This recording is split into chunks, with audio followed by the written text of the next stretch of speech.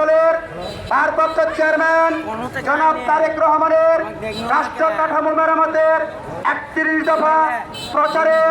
গাজীপুর ১ আসনে ধানের শীষের কান্ডারি জননেতা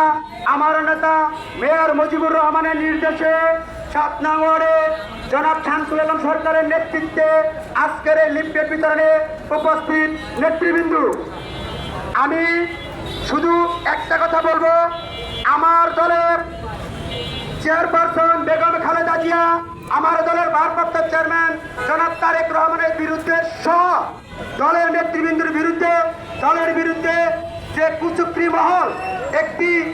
অপপ্রচার চালাচ্ছে, অপপ্রচার বক্তব্য দিচ্ছে, তার আমি তীব্র প্রতিবাদ ও নিন্দা জানাই। সেই সাথে তারেক রহমানের ৩১ দফার যে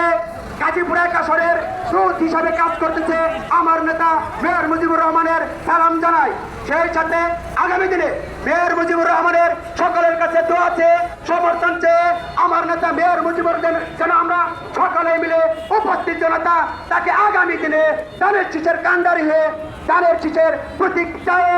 তাকে যেন মহান সংসদে পাঠাতে পারি সেই আশা ব্যক্ত করে সকলকে ধন্যবাদ জানাই। আসসালামু আলাইকুম।